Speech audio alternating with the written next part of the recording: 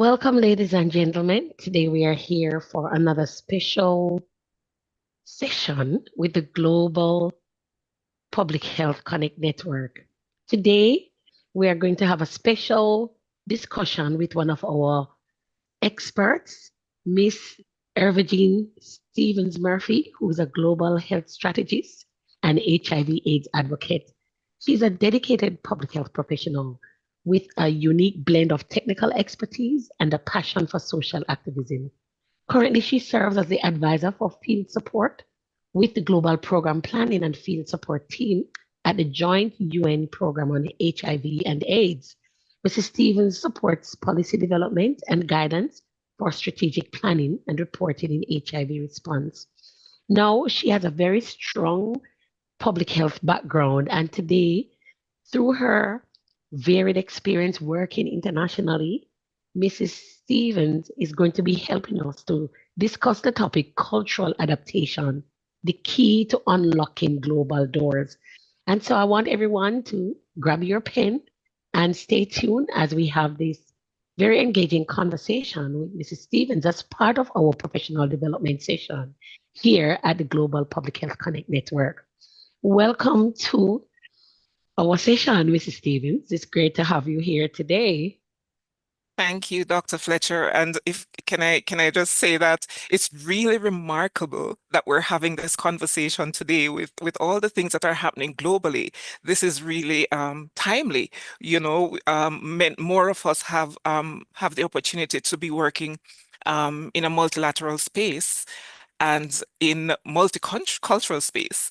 And it's important that we are in tune with what's happening at the global level, and we're better able to adapt and to create impact. So thank you for having me.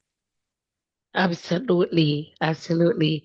Now, as you know, we have members from around the globe. We have about 14 countries represented in our Global Public Health Connect network. And one of the important strategies that we use here is really to help to build our capacity so that our members around the world who are mainly in developing context can really hear and understand some of the key strategies that can support them even as they aspire and strive for their own professional development and learn from those of us who have, walked the walk and share our experiences. Before I jump into some deep questions today, I think it would be nice for us to maybe set the tone around cultural adaptation in terms of what exactly is cultural adaptation and why is that important? It's a good question. Mhm. One of the things that we tend to focus on when we're operating at a global level or even in our national or local space is being able to understand and get tangible, sustainable results in the projects that we create and the projects that we implement. I was listening on cultural adaptation.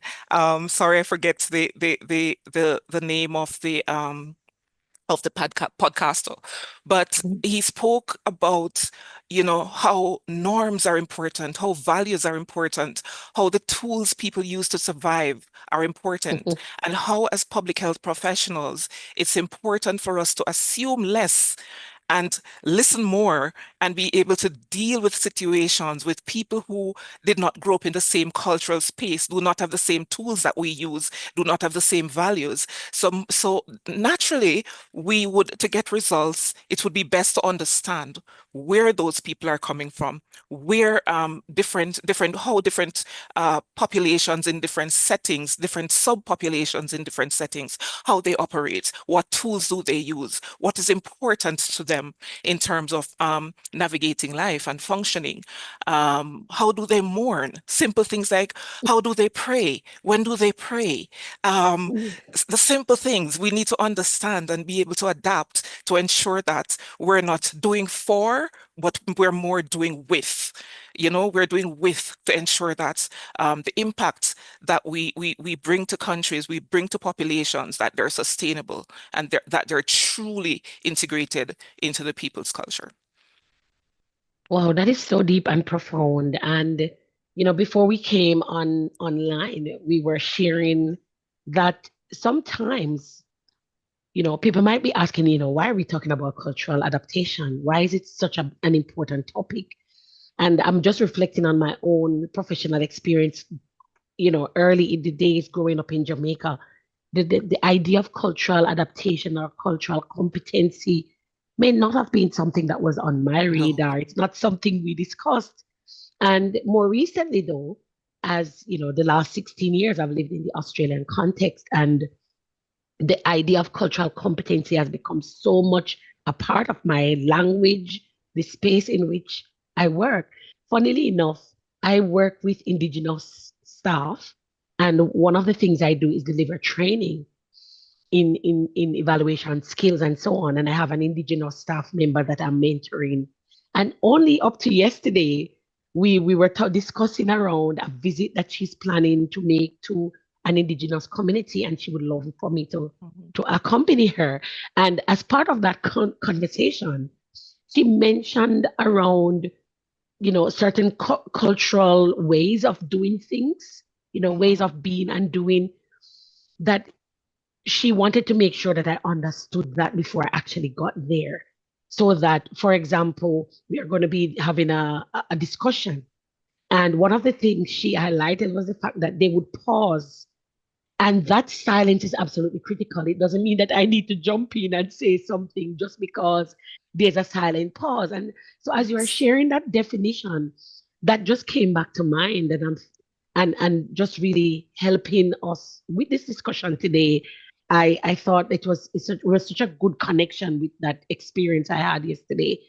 But I think for our audience and the Global Public Health Connect Network members globally, it would be really important for us to maybe take a look at why should individuals, as an individual, as a professional, but even from a broader organizational perspective, why should we treat cultural adaptation as a strategic competency rather than just a skill that an individual has?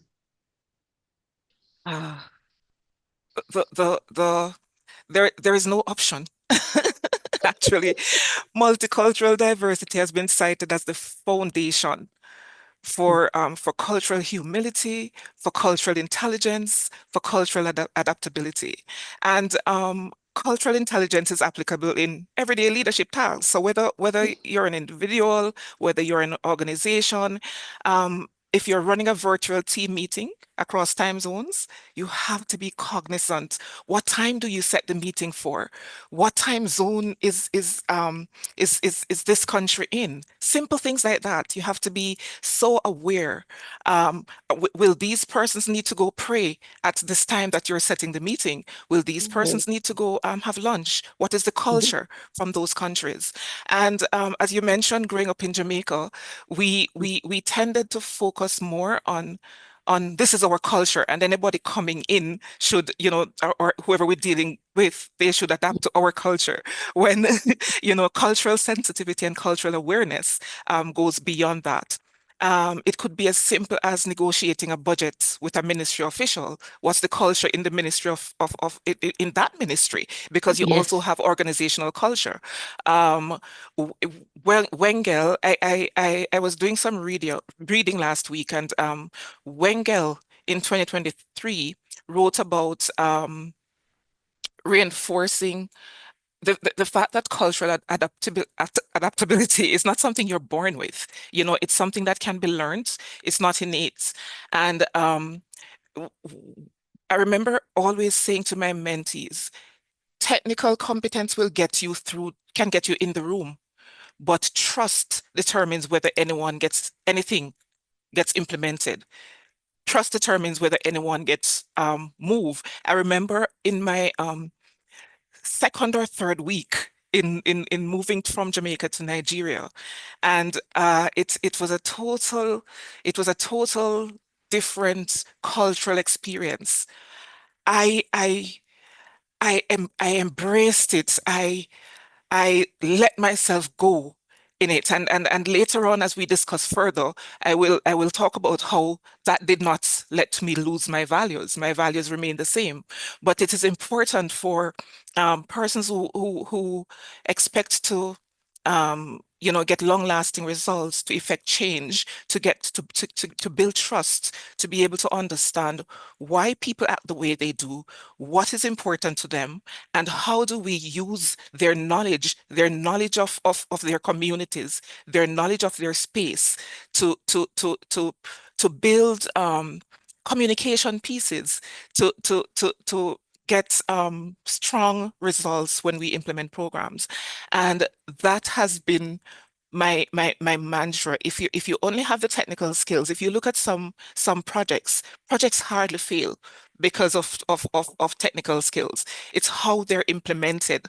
Do you involve the community who understands the culture? Do you involve the people do you build with instead of build for? And building with includes understanding the culture of the people that we're serving. There is an example that I like to give from Delhi, where Mhm. local community health workers, many years ago, they partnered with neighborhood cooking fuel practices. So they didn't come in and say, okay, we're going to do this for you. They partnered with neighboring cooking fuel practices by culturally adapting messaging around um, clean cook stove. And with this kind of partnership, they were able to triple the adoption rates. And the rates weren't triple because of the change in the skills. They were triple because of the scale, the change in the engagement, how they engage the people, how they integrated into their culture. And what I'm hearing coming out of that is around that prioritization of building that trust, the Hmm. relationships, and that on that cultural adaptation, as we're talking about, is around understanding how they do things, what is valuable to them, Hmm. and making sure that any intervention that is created now sits within that remit and that you're not taking people so far out of their comfort zone that you've already shot yourself in the leg. Yes. And I find it's so refreshing to hear that. And it makes me also want to reflect on one experience. I've worked also in the Pacific Islands a lot, Mhm. especially in my early days in Australia. Again, it was another deep experience, as you mentioned, around moving to Nigeria and immersing yourself into that culture. I saw that as well when I went to work in the Pacific Islands. I worked in Fiji for 6 months, then I was in Solomon Islands for 12 months. And once again, these small cultural areas, they've got very deep embedded cultural nuances, even within each country. You can have, Mhm. multiple hundreds of subcultures within even Hmm. that one culture. And I know this is Yes. also very true for Africa as well. Yes. And as an outsider going in, the fact that you might look like somebody doesn't necessarily make you one of them. Yes. But yeah, One but of, you've one of touched on, go ahead. No, I was saying one of the things I did in terms of immersing myself was ensure that I got as close as possible. One of the things that the organization that I work with the Joint United Nations for program on HIV and AIDS, and we value working with communities Mm, because that's where you're going to learn about the culture. And, yes, one of the things I did in Nigeria to quickly immerse myself is, you know, getting close to the communities, getting close to the end users of the services that we're provided, because that's where you learn. absolutely. Hmm. Absolutely. And I see some of those exact things again in my own embedding of myself. A quick one, when I was working in the COVID pandemic, I was in the Solomon Islands. And of course, when I got there, there were other expats there before I got there. And I realized that they were finding it really difficult to get a seat at the table. I got there, and within a couple of days, I mapped out who were the key people I needed to talk to, Hmm. and I started to map the culture, and I realized that there were certain things that we had in common, and I made a beeline for that. And within a couple of days, I was in the room at the meeting table, and was now able to open the door for the other people who had been waiting for a seat at the table. Yes. And it's Yes. so valuable and critical, you know. Yes. But just going back to your example, you mentioned around that implementation of the program in Delhi. And around that time, you were mentioning that, programs don't just fail because of technical stuff. I'd love to maybe tease that out a little bit in terms of what are some of the other ways that well-designed programs and projects that involve communities and so on, what are some of the other reasons why they can fail? So, as I said before, the failure is rarely technical. Of course, sometimes it's Mm, technical, but that's rare. It's usually the engagement model. You mentioned something very important, the importance of mapping, you know, yes. where are the areas that you have in common? So, Hmm. but the technical jargons, Hmm. the we in cultural adaptability, we talk Hmm. about being what reads as direct, what reads as respectable, what reads as urgent may not be the same across cultures, and these little things that may be considered small, they're big in terms of Hmm. whether a program will fail or succeed. There is another example in Guatemala where Hmm. this European agency water sanitation project, they had a sound proposal, they had sound it was really the monitoring framework was great, their Hmm. indicators were great in terms of how they would measure progress and how the program would be successful. Successful, yes. This was with indigenous people. They were using technical jargons from Mm, from their organization. They were using they were being very, dismissive hmm. of what was there to the Yeah. indigenous people. And people started disengaging. People will disengage if they can't connect with what you're saying. People will disengage if they can't feel that, oh, she's not one of us. He's not one of Hmm. us. Hmm. He's here for self-gain. He doesn't really care about us. When I remember the joy, I feel this joy when I'm in a country and I'm able to Hmm. walk through a door and greet in their language. Yes. There's this joy, like, Yes. and you can tell on the faces that it's also appreciated. You're making an effort, Yes. to embrace what is dear to them. So when this team in Europe switched to storytelling circles, because that's what their culture was about. That is what was That's right. important to them. That's what got people to listen. They saw remarkable change. And Wow. I see that in the spaces that I work as well. I remember going to Guatemala. I tell stories a lot because of the 30 years of experience in public health. Yes. And Yes. so I remember going to Guatemala for Spanish immersion. And of course, it was another cultural shock.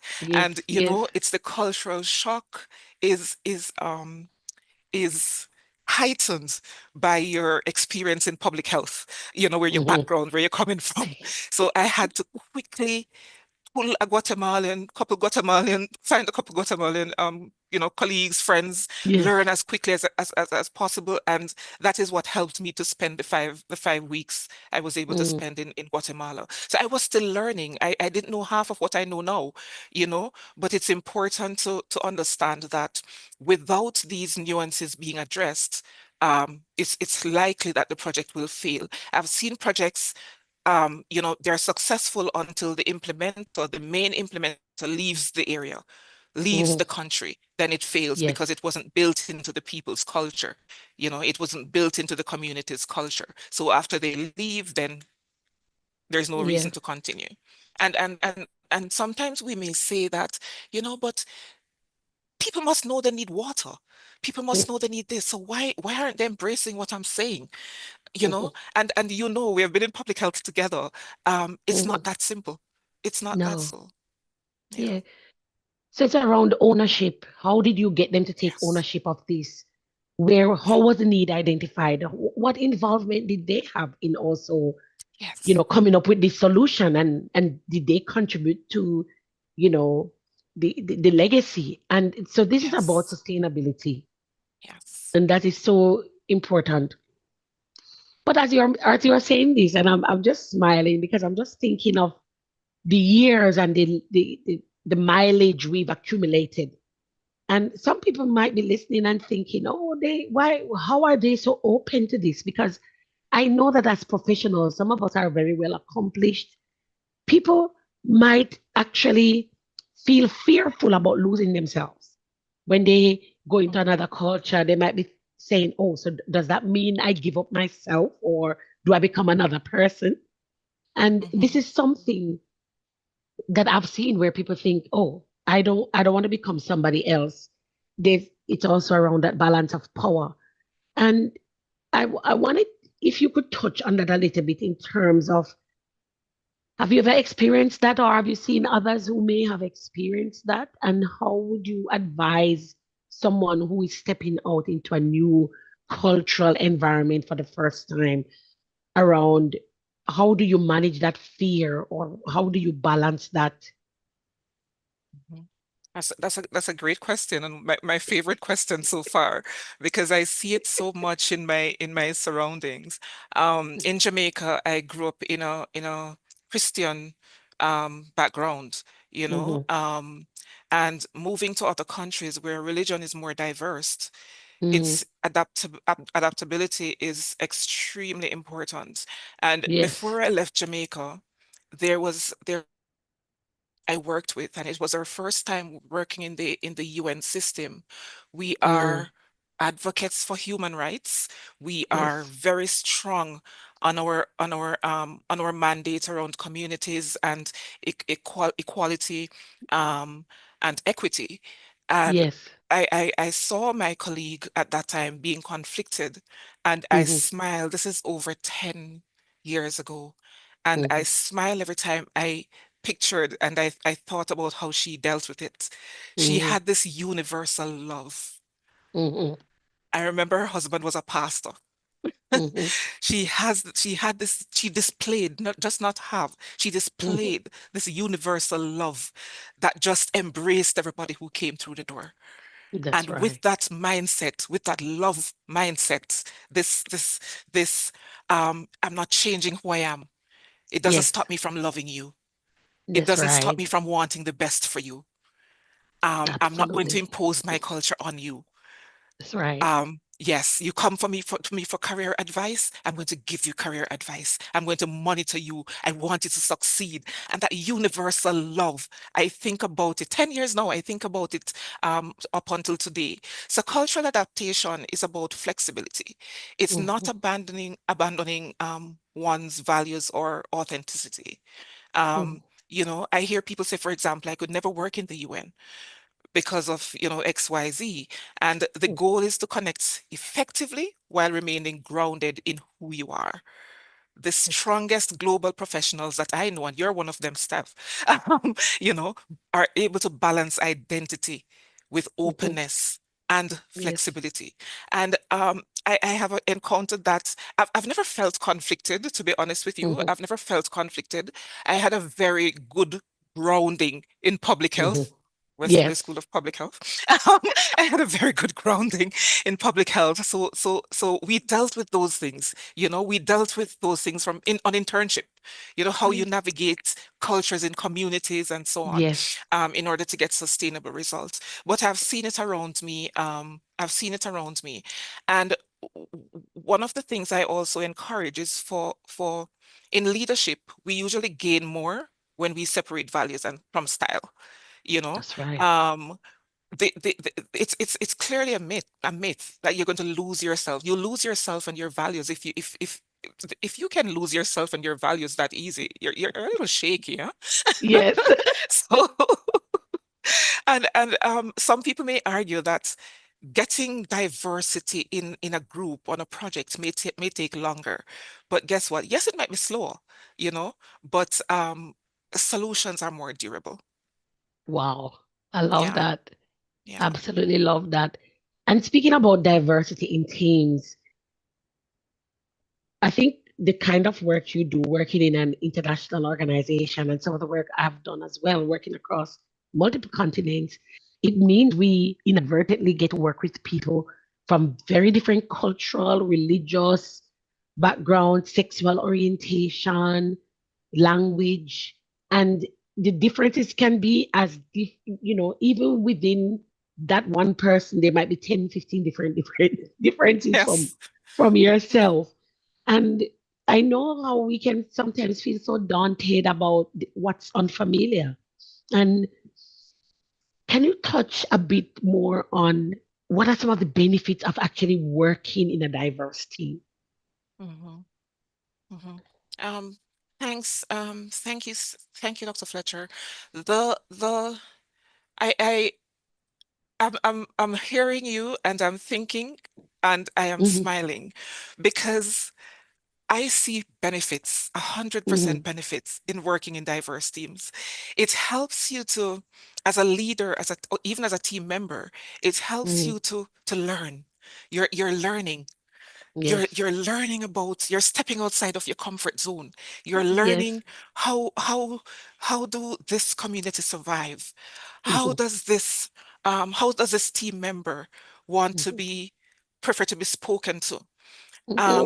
Going back to one country that I served, I remember doing the agenda for a meeting and I was typing up the agenda and then I said to myself, a voice in my head said, Madam, you're not in Jamaica. Um, please go consult. you know so I went to one of the staff members who were from that country, was from that country, and said, can you take a look at this agenda? When is a good time to give a lunch break? When is a good time to give the break before? Do you pray before are you expected to pray before the meeting starts? What prayer are you expected to pray? How is the meeting ended? What's the protocol in terms of people speaking? And I got a schooling. you know, I got a schooling. So there are benefits. There are benefits in terms of the longevity of the program, and most, if not all of us, do what we do so that we can improve people's lives. And of course, ultimately, we're improving people's lives, and those Yes. improvements become more sustainable the more diverse when we employ diversity into our consultations, into our planning, into our, I like what you said earlier about the mapping, Hmm. into our planning, into our implementation, into our reporting, into our monitoring. Diversity has to be employed in all of those things. And leaders build trust in global virtual teams largely because they listen actively and adapt to diverse dynamics. Wow. Can you say And that again? leaders Leaders. build trust in Hmm. global virtual teams largely because they listen, or when they listen actively and adapt to diverse dynamics. We're not the same. We're Yes. not the same, but we can function in one pot. Yes. Diversity helps to bring different ideas on board, ideas Mm. that one culture probably wouldn't think about. Yes. Diversity is bringing different ways in which this can happen, different ways in which collaboration can happen. Donors appreciate diversity. Hmm. It opens up the organization or the individual for better proposals, developing better Hmm. proposals, Yes. attracting, donors who are big on diversity because they know the value of diversity in terms of improving people's lives. There is another example I have in Nigeria. This was a collaboration between Nigeria, Japan, and Brazil on a urban waste system, where Hmm. Japan's sorting system, Brazil's cooperative recycler networks, and Nigeria has strong community mobilization techniques, Hmm. huh? So Yes. those three strengths from the different Hmm. countries were brought together into to create a hybrid model that cut landfill waste by 60% in pilot Wow. cities. So there are great benefits in working in diverse teams and being deliberate. I saw a post a couple days ago about inclusion doesn't mean present in the same space, you know? So integration doesn't mean present in the same space, something like Hmm. that. Yes. So Yes. cultural adaptability, you have to be culturally aware. You also have Hmm. to be aware of your own biases and how to deal with cultural biases and how to manage those, because we all have biases, how to Of manage those, course. to Yes. ensure that the programs are successful. And let me just end that by saying that, again, less opinion, less assumption, and more more listening, you know, Yes. more listening, yeah, and understanding. Wow. This has been such a great conversation, and I'm just smiling as I reflect on some of the things you've said. As you were sharing, I started to look back again on my own journey and started to think about. I remember one time I was working in Fiji, and we went to an event, and it was something else. And this was my first experience, and we went to one of the islands, and they had an event. I think it was a training, some a big event. And at the beginning of the program, there was a Christian prayer, then there was the Muslim prayer, and Yes, everyone was sitting yes, there in absolute harmony. People yes, were working together, and it was such an amazing experience. Just watching people from different religious backgrounds yes, coming together on a common theme. It was just such an empowering experience. And just watching them, it was as if nothing, they were living harmonious together. And at the end of the day, when it was time to work together, everybody was together. There was no discrimination, and it just felt so yes, empowering just watching people. And, the outcomes were so profound. And I've seen this, so from an organizational level, on that individual level. And it's so important for us. And from our own experiences, we know that this is not something we can put off. It's not something yes, we can pretend yes. doesn't exist. We must acknowledge it and also develop those competencies. I wanted to leave you just maybe one last question in terms of, you've had such a vast experience, 30 years, we've been in this thing for 30 plus years, and we've learned so Mm, much at home and through the very diverse places that our feet have trod. And I know personally that there are certain joys and benefits that comes when that light bulb moment comes, when you recognize that this is not the same old way of doing things, and yes. when you realize you have those competencies. Can you maybe leave us with some of your own personal reflections of what that actually meant for you when you realize that you've gotten this, and you now translate it to every location or project or team you move to? Some reflections on that and some final words for our listeners.